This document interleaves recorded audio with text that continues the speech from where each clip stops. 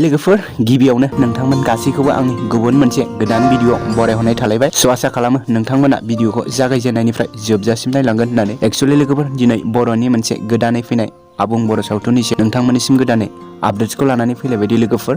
स' लोगोफोर बे गोदानै फैनाय आबुं बर' सावथुनानो जाबाय संदान एपिसड 14 लोगोफोर।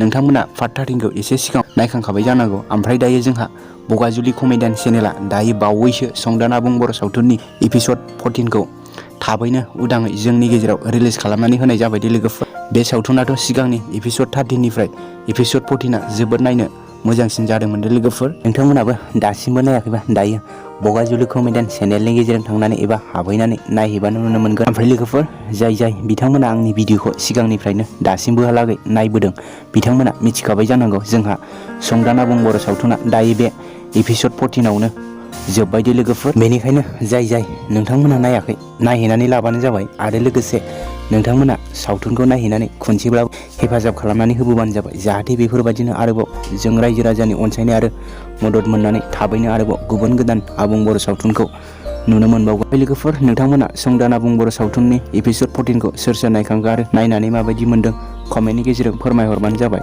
स' लोगोफोर बिदिब्ला दिनैनि सर्ट आपडेट्स भिडिअआ बेखिनियानो मोनदों लोगोफोर। ओमफ्राय लोगोफोर नोंथांमोना सोरबाफोर चेनेलाव गोदानै फैदोंब्ला अननानै चेनेलखौ साबस्क्राइब, लाइक, शेयार, कमेन्ट खालामनानै होलांबानो जाबाय। बेफोरबायदिनो बर'नि फैनो गोनां गोदान बर' एलबाम्स आरो बर' सावथुननि बागै आपडेट्सखौ मोनबाय थानो थाखाय नोंथांमोना अननानै चेनेलखौ साबस्क्राइब खालामनानै होलांबानो जाबाय। थ' लोगोफोर बिदिब्ला नेक्स्ट भिडिअआव लोगो मोनफिनगोन। Thank you for watching. Bye bye.